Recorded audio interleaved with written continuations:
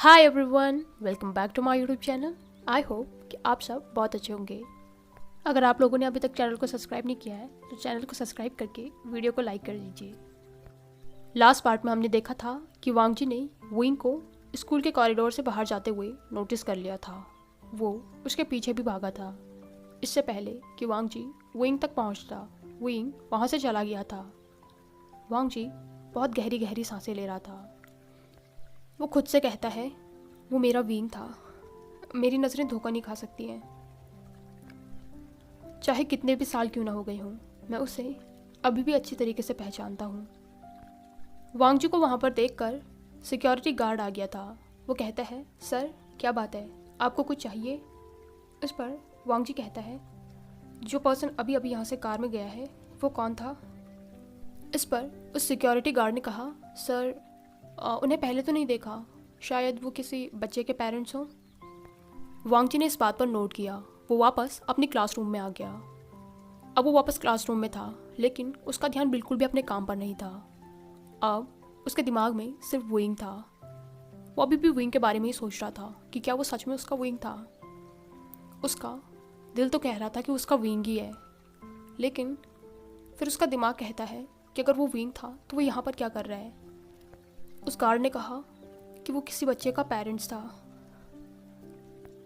क्या वो सच में मेरा विंग है, या मैं उसके बारे में कुछ ज़्यादा ही सोच रहा हूँ, इसलिए अब मुझे हर किसी में वो दिखाई दे रहा है। तभी लंच ब्रेक हो गया। वांग जी स्टाफ रूम की तरफ गया, जहाँ पर बाकी टीचर ऑलरेडी प्रेजेंट थे। सब लोग अपना लंच कर रहे थे और बैठकर एक दूसरे से बातें भी कर रहे थे। वांग जी भी वहाँ पहुँचा। रोज़ की तरह उसने अपना लंच निकाला और बिल्कुल सबसे अलग एक डेस्क पर जाकर बैठ गया। ये वांग जी का रूटीन था। बाकी सारे टीचर एक साथ मिलकर खाना खाते थे और वांग जी उनसे दूर अलग अकेले में। सब टीचर वांग जी को ही देख रहे थे। पहले पहले तो उन्हें ये सब कुछ बहुत रूड लगा, लेकिन टाइम के साथ साथ वो भी जान गए कि ये वांग जी का नेचर ही है। सब लोग वांग जी को बहुत ज़्यादा एडमायर करते हैं, स्पेशली फीमेल टीचर्स। लेकिन उन्हें इस बात से बहुत ज़्यादा बुरा लगता है कि वांग जी उन्हें नज़र उठाकर देखता भी नहीं है। म्याम्या को भी वांग जी बहुत ज़्यादा एक्साइटिंग लगा। वो सोच रही थी कि इतने स्ट्रिक्ट फेस वाले के इतने सारे एडमायरर कैसे हो सकते हैं।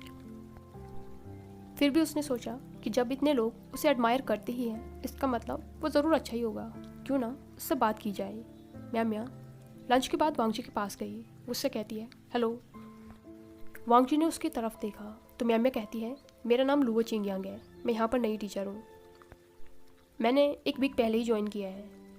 उसने वांग जी की तरफ अपना हाथ बढ़ाया। वांग जी ने भी उसका रिप्लाई किया। वो हाथ मिलाकर कहता है, हेलो, मेरा नाम लान वांग जी है, मैं पिछले 6 सालों से यहाँ पर पढ़ा रहा हूँ। म्याम्या एक्साइटेड होकर कहती है, वाओ, तुम तो यहाँ बहुत पहले से हो।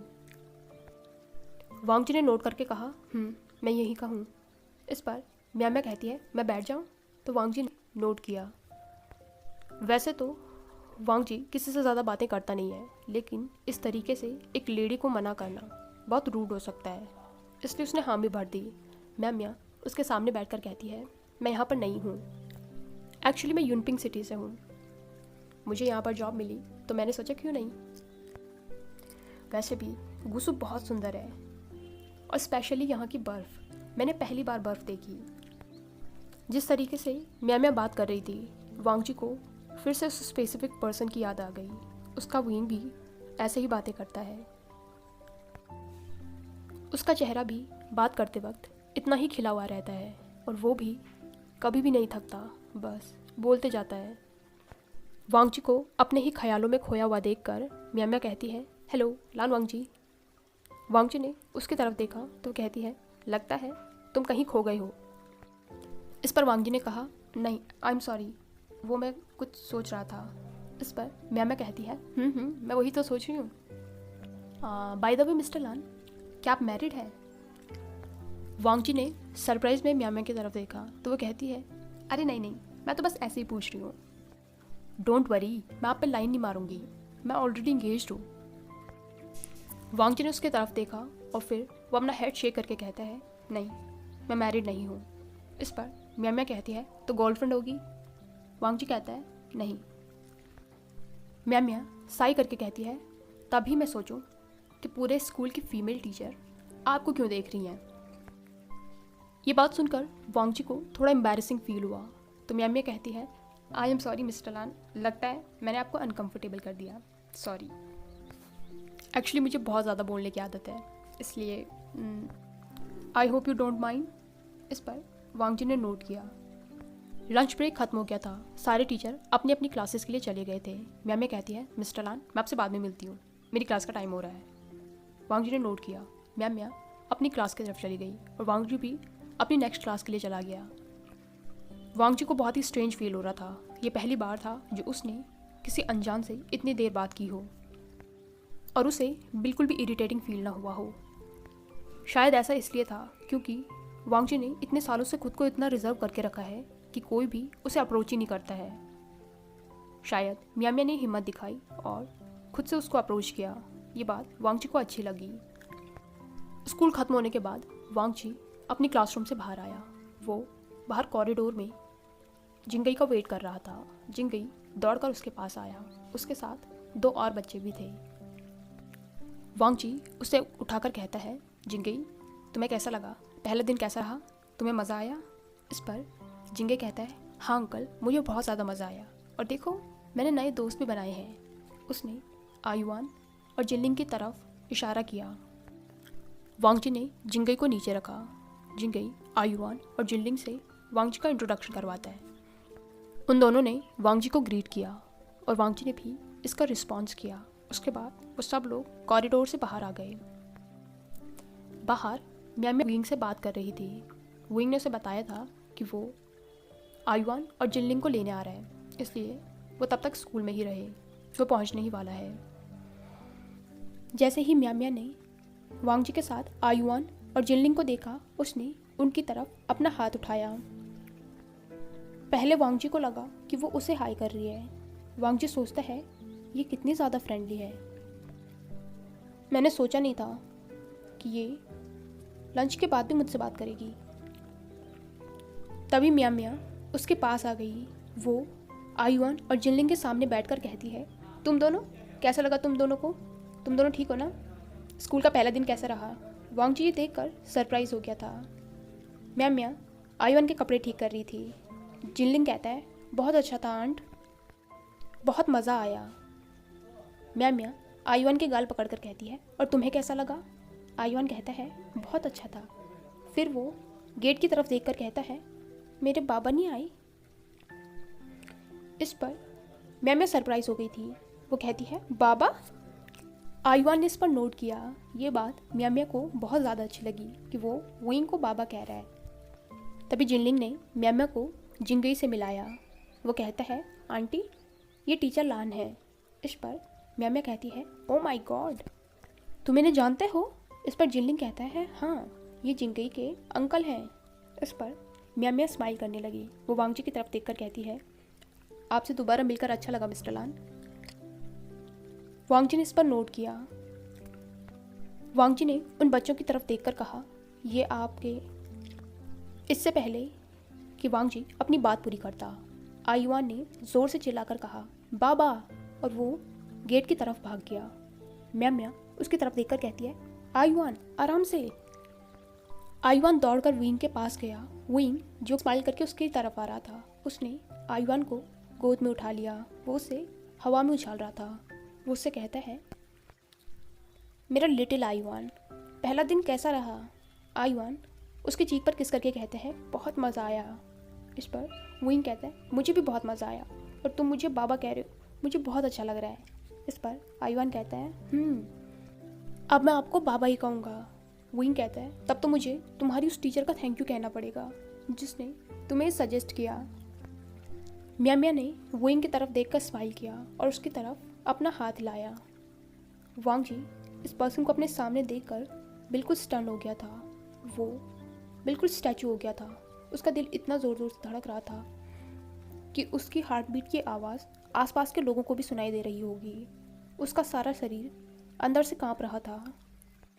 उसे नहीं समझ आ रहा था कि वो जो कुछ देख रहा है वो सच है या फिर उसका इमेजिनेशन है। उसका दिमाग उससे कह रहा था कि वो आगे बढ़े, और अपने विंग को टाइटली हक करे, लेकिन उसके पैर उसकी जगह पर ही जम गए थे। विंग की वो चार्मिंग से स्माइल देखकर वांग जी के आंखों से आंसू बहने लग गए थे, इतने तेज कि वो उन आंसुओं को रोक नहीं पा रहा था। उसने एक बार पूछा, फिर पूछा, लेकिन आंसू बहने ही लगे थे। जिंगई, जो कि अपने अंकल को ही देख रहा था, वो उसका ट्राउज़र पकड़कर कहता है, अंकल क्या हुआ है? वांग जी ने बहुत मुश्किल से खुद को संभाला। उसने अपने जेब से हैंकी लिया और अपने आंसुओं को साफ किया। तभी उसने देखा कि विंग उसकी तरफ स्माइल कर रहा है। इस स्माइल के लिए वांग जी ने कितना वेट किया है। वांग जी अनकॉन्शियसली उसकी तरफ आगे बढ़ने लग गया था। इससे पहले कि वो और आगे बढ़ता, वो अचानक से रुक गया। उसने देखा कि विंग ने म्यामा को हक कर लिया है। वो शॉक और सरप्राइज दोनों ही था। उसका गला सूख रखा था। वो कुछ बोलने की कोशिश तो कर रहा था, लेकिन आवाज़ बाहर नहीं आ रही थी। बस उसके दिमाग में एक ही नाम गूंज रहा था, विंग, उसका विंग। लेकिन उसे देखकर भी विंग उसके पास क्यों नहीं आ रहा है? उसके इतने करीब खड़े होकर भी वो उसका नाम क्यों नहीं ले रहा है? ये उसका विंग होता तो अब तक उसे इतना टाइटली हक कर चुका होता कि वांग जी को सांस लेने में भी दिक्कत होती। 1000 बार उसका नाम ले लिया होता इसने, लेकिन वो ऐसा क्यों नहीं कर रहा है? वांग जी को अपने चेस्ट में बहुत ज़्यादा पेन फील हो रहा था। तभी सडनली म्यामा की आवाज़ से वो अपनी थॉट से बाहर आया। वो कहती है, विंग यहाँ आओ, मैं तुम्हें किसी से मिलाती हूँ। फिर वो वांग जी के सामने चली गई। वो कहती है, विंग, इनसे मिलो, ये लान वांग जी हैं। ये यहाँ पर म्यूज़िक टीचर हैं, बहुत अच्छे इंसान हैं। विंग ने वांग जी की तरफ स्माइल किया। वो अपना हाथ बढ़ाकर कहता है, हेलो मिस्टर लान। दूसरी तरफ वांग जी को तो कुछ भी समझ में नहीं आ रहा था। उसका दिमाग बिल्कुल ब्लैंक हो गया था। उसे ना अपने आसपास की चीज़ें साफ साफ दिखाई दे रही थी और ना ही किसी की बात साफ साफ सुनाई दे रही थी। उसकी नज़र तो सिर्फ विंग के चेहरे पर थी और उसके दिमाग में कंटिन्यूअसली एक ही चीज़ चल रही थी कि ये उसका विंग है, उसका विंग। लेकिन विंग इतना स्ट्रेंज क्यों बिहेव कर रहा है? क्या उसने वांग जी को पहचाना नहीं है? वांग जी का बस चलता तो वो तो विंग को टाइटली हक कर लेता। विंग ने वांग जी को ध्यान से देखा। वो थोड़ा कंफ्यूज्ड हो गया था और साथ में नर्वस भी, क्योंकि उसने इतनी देर से अपना हाथ बढ़ा रखा है, लेकिन वांग जी ने उसे कोई भी रिस्पॉन्स नहीं दिया। म्यामा ने भी ये देखा। वो कहती है, लान वांग जी, तुम ठीक हो ना? इससे वांग जी अपने थॉट से बाहर आ गया। उसने विंग का हाथ देखा। वो कहता है, ओ आई एम सॉरी। उसने विंग का हाथ अपने हाथों में लिया। वो कहता है, हेलो, मैं लान वांग जी हूँ। इस पर विंग स्माइल करके कहता है, मेरा नाम वेफुशियान है। वांग जी का दिल बहुत ज़ोर ज़ोर से धड़क रहा था। उसके हाथ कांप रहे थे। ये उसका विंग ही है, अब तो ये कंफर्म हो गया है। विंग ने उसे अपना नाम भी बता दिया है। विंग कहता है, मैं यूनपिंग से हूँ। वांग जी बहुत ज़्यादा सरप्राइज हो गया था। उसे समझ नहीं आ रहा था कि ये क्या हो रहा है। विंग इस तरीके की बातें क्यों कर रहा है? क्या उसने वांग जी को पहचाना नहीं? वांग जी, उसने उसका हाथ टाइटली पकड़ रखा था। वो कहता है, विंग। इस पर विंग ने स्माइल किया। वो नर्वसली हंसते हुए कहता है, हाँ विंग, मतलब आपको मेरा बर्थ नेम कैसे पता चला? वांग जी थोड़ा अलर्ट हो गया। वो कहता है, वो मिस लुओ ने अभी आपका नाम लिया तो। म्यामा ने हंसकर विंग का हाथ पकड़ लिया। वो कहती है, विंग, अभी मैंने ही तो कहा। वांग जी ने अभी भी विंग का हाथ टाइटली पकड़ रखा था। वो विंग के चेहरे को बहुत ध्यान से देख रहा था, जैसे वो इंतज़ार कर रहा हो कि विंग अभी उसका नाम लेगा, अभी ही वो उसे लानजान कहेगा, अभी ही उससे कहेगा कि उसने उसे कितना मिस किया है। लेकिन सैडली ऐसा कुछ भी नहीं हुआ, बल्कि विंग अपना हाथ खींचते हुए कहता है, मिस्टर लान, वो मेरा हाथ। वांग जी ने सडनली विंग के हाथ को छोड़ दिया। विंग कहता है, मिस्टर लान, आपसे मिलकर बहुत अच्छा लगा। म्यामा कहती है, लान वांग जी, विंग अभी अभी यहाँ पर शिफ्ट हुआ है, शी टाउन में। आपने लोटस रेस्टोरेंट के बारे में तो सुना है ना, जो अभी अभी खुला है? वांग जी ने नोट किया। म्या कहती है हाँ, तो वो रेस्टोरेंट विंग की शिजिए और उसके जीजा जी का है और मेरे भाई का, तो आपका वहाँ पर मोस्ट वेलकम है, आप जब भी चाहें आ सकते हैं। वांग जी ने विंग की तरफ देखा तो विंग ने स्माइल करके नोट किया। वो कहता है हाँ मिस्टर लान, प्लीज़ ज़रूर आइएगा। आयुआन विंग के गोद में था और जिनलिंग अभी भी नीचे था। वो कहता है अंकल मुझे भी उठाइए, मुझे भी आपकी गोदी में आना है। विंग हंसते हुए कहता है ओ माय गॉड, मैं तुम दोनों को कैसे उठा सकता हूँ, तुम दोनों मुझ पर थोड़ा रहम तो करो। उसने फिर जिनलिंग को भी अपनी गोद में उठाया। विंग मुंह बनाते हुए कहता है ओ माय गॉड जिनलिंग, तुम कितने भारी हो। इस पर जिनलिंग ने उसके गालों को खींचकर कहा अंकल आप नाटक कर रहे हैं। विंग ने इस बात पर स्माइल किया। विंग वांग जी को देखकर कहता है ठीक है मिस्टर लान, अब मैं चलता हूँ, आपसे मिलकर बहुत अच्छा लगा। वांग जी ने कुछ भी नहीं कहा, वो कुछ कहने की सिचुएशन में ही नहीं था, वो तो बस विंग के चेहरे को देखे जा रहा है। वांग जी का ऐसा बिहेवियर म्या को थोड़ा सा ऑड लगा। विंग के थोड़े दूर जाने के बाद म्या वांग जी को देखकर कहती है ठीक है लान वांग जी, अब चलती हूँ। और हाँ, विंग हैंडसम है ना। वांग जी ने म्या की तरफ देखा तो वो स्माइल करके कहती है तुम्हें भी पसंद आ गया। वांग जी ने कन्फ्यूजन में उसकी तरफ देखा तो वो कहती है क्या करूँ, मेरा विंग है ही इतना चार्मिंग, लड़का हो या लड़की हर कोई उसके चाम में गिर जाता है। वांग जी को ये बात एक कांटे की तरह चुभी जब म्या ने विंग को कहा कि वो उसका विंग है। वांग जी अभी भी म्या को देख रहा था। म्या कहती है व्हाट, अरे मैंने कहा था ना मैं एंगेज्ड हूँ, वो मेरा फियोंसे है। वांग जी बहुत ज़्यादा शॉक हो गया था, उसे कुछ भी समझ नहीं आ रहा था। म्या जो कुछ भी कह रही थी उसके दिमाग के ऊपर से सारी बातें जा रही थी। म्या कहती है ठीक है मैं चलती हूँ, बाय। इसके बाद म्या वहाँ से विंग के साथ चली गई और वांग जी अपनी ही जगह पर बिल्कुल स्टैचू की तरह खड़ा रहा। वो म्या और विंग को जाते हुए देख रहा था। थोड़ी देर ऐसे ही रहने के बाद जिंग गई उससे कहता है अंकल चलिए ना घर चलते हैं। जब जिंगई ने वांग जी को 2-3 बार कहा तब जाकर वांग जी अपने ख्यालों से बाहर आया। उसने जल्दी से जिंगई को उठाया, वो उसे कार के पास लाकर कार में बिठाता है और उसके बाद वो उसे घर छोड़ने चला गया। लेकिन पूरे टाइम उसके दिमाग में सिर्फ विंग घूम रहा था। तभी वांग जी का फ़ोन ने रिंग किया। उसने देखा तो उस पर उसके अंकल का कॉल था। ये देखकर तो वांग जी और भी ज़्यादा सरप्राइज हो गया था, क्योंकि विंग के एक्सीडेंट के बाद जब वांग जी ने अपने अंकल से बहस करी थी तो वो घर छोड़कर आ गया था। कुछ टाइम तक तो वांग जी के अंकल ने उसे बहुत ज़्यादा कॉल किया और वांग जी ने बिल्कुल भी अपने अंकल से बात नहीं की। उसने अपने अंकल को बिल्कुल भुला दिया था, वो उनसे बात करने के लिए कभी भी रेडी नहीं होता था और वो बहुत ज़्यादा इरिटेट भी हो जाया करता था। इसलिए उसके अंकल ने डिसाइड कर लिया था कि वो खुद से वांग जी को कॉल नहीं करेंगे और इतने सालों में उन्होंने कभी भी वांग जी को डिस्टर्ब करने के लिए कॉल नहीं किया था।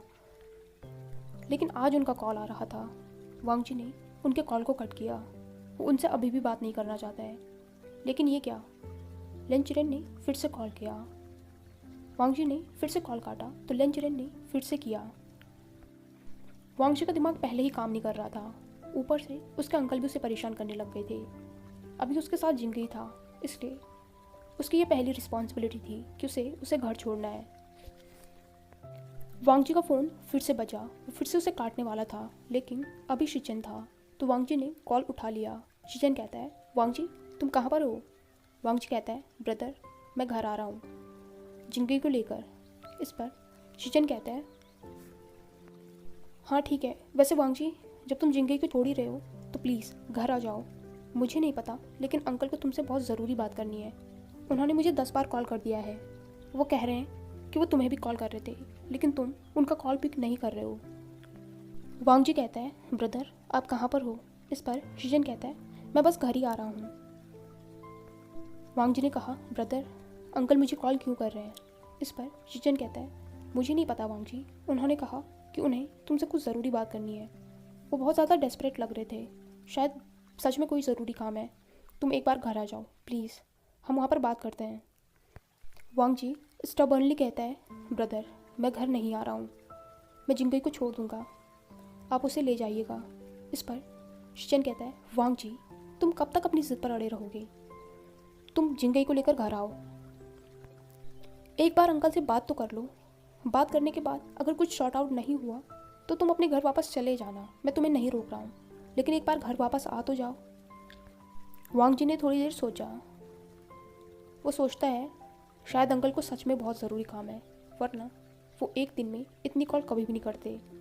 आज तो वो वैसे कॉल कर रहे हैं जैसे उन्होंने उस दिन किया था जब मैं घर छोड़कर आया था। एक बार बात करने में कुछ भी हर्ज नहीं है। वांग जी जिंगई के साथ घर पहुंचा। जिंगई उससे कहता है, अंकल क्या आप आज भी घर नहीं आएंगे? इस पर वांग जी कहता है, नहीं, चलो मैं आ रहा हूँ।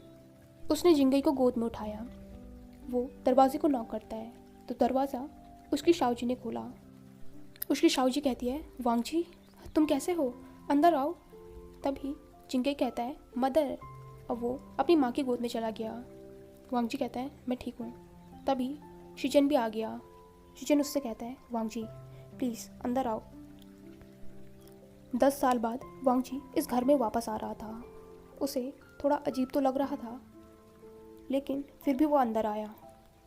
शिचन कहता है, वांग जी तुम बैठो, अंकल को शायद तुमसे बहुत ज़रूरी बात करनी है। वो बहुत ज़्यादा परेशान लग रहे थे। तुम्हें उन्होंने बहुत ज़्यादा कॉल भी किया, लेकिन तुमने कॉल नहीं उठाया। मैं उन्हें बुला कर आता हूँ। इससे पहले कि शिचन लेंचरन को बुलाने जाता, उसने देखा कि लेंचरन बहुत जल्दी में अपने स्टडी से वांग जी की तरफ आ रहा है। वांग जी अपनी जगह से उठ गया। चिरन जल्दी से आया और उसने वांग जी को टाइटली हग कर लिया। ये देखकर वांग जी थोड़ा सरप्राइज हो गया था, लेकिन उसने कुछ भी नहीं कहा। वो साइलेंटली वहीं पर खड़ा रहा। चिरन उसका चेहरा छूकर कहता है, वांग जी तुम कैसे हो? वांग जी अभी भी चुप रहा। चिरन उससे कहता है, वांग जी वो लड़का, मैंने उसे देखा है, वो यहीं पर है। अपनी अंकल की बातें सुनकर शिचन और वांग जी दोनों ही सरप्राइज हो गए थे। शिचन ने वांग जी की तरफ देखा। वो कहता है, अंकल आप किसकी बात कर रहे हैं? तभी लेंचरन कहता है, वांग जी वो लड़का, वे वुशियान, मैंने उसे देखा है। हाय एवरीवन, आई होप कि आपको ये पार्ट पसंद आया हो। अगर आपको ये वीडियो पसंद आई हो तो इसे लाइक, कमेंट, शेयर और चैनल को पक्का से सब्सक्राइब कीजिए। Thank you.